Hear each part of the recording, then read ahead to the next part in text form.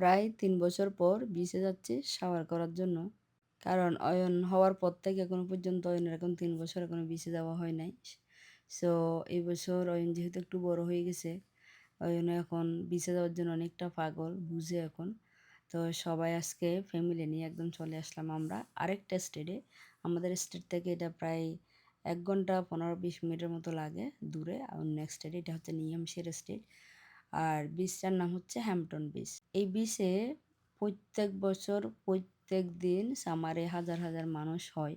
কিন্তু একটা যেটা এই বিচের একটা আকর্ষণীয় যেটা একটা জিনিস, পানিগুলো প্রচণ্ড ঠান্ডা হয়। আপনি উপরে যদি ১০০ হয়, ১০০-র উপরও হয়, পানিতে নামলে আপনি একদম বরফ। তাই এই বিচে বেশিক্ষণ আপনি পানিতে এনজয় করা যায় না, উপরে এনজয় করা যায়।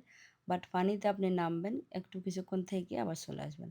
আর আমার অয়ন দেখেন সবার সাথে কথা বলতে পছন্দ করে। সবার সাথে হাত নেড়ে নেড়ে কথা বলে। আর যে হারে মানুষ উপরে দেখতেছেন, নিচে কিন্তু তার থেকে ১% নাই মানুষ।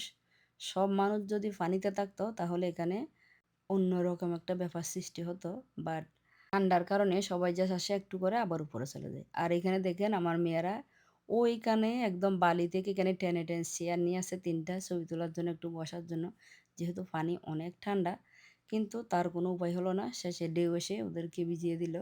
তো যাই হোক আমরা আসলাম, এসে একটু খাওয়া-দাওয়ার পর শুরু হলো হঠাৎ আচমকা বৃষ্টি। শুধু নরমাল বৃষ্টি না, এটা ঝড়, তুফান সবকিছু মিলেমিশে ২০ মিনিট যেন একটা অন্যরকম একটা পরিবেশ সৃষ্টি হয়েছিল। যাদের আমব্রেলা ছিল, টেন্ট ছিল, ওরা সবাই ওখানে ছিল। বাট যাদের কিছুই ছিল না ওরা জাস্ট চলে গেছিল। তো আমরা তাড়াতাড়ি ফোনে ওয়েদার দেখতেছিলাম। ওয়েদার দেখতেছি না, জাস্ট ২০ মিনিট রেইন হবে, এরপরে আবার ওয়েদার ক্লিয়ার হয়ে যাবে। সো যে কথা সেই কাজ, আফটার ২০ মিনিটের পর আবার সুন্দর ওয়েদার হয়ে গেল। আবার বাচ্চারা এখন বালি দিয়ে খেলতেছে, আনন্দ করতেছে যেহেতু পানি অনেকটা ঠান্ডা। আর এখন আমাদের মোটামুটি শেষ সারাদিনের সবকিছু। খাওয়া-দাওয়া শেষ। আর এখন বাচ্চারা বাইরে থেকে খেয়ে নেবে। আমরা তো রান্না করে নিয়ে আসছি। তো সবাই ভালো থাকবেন। টাটা।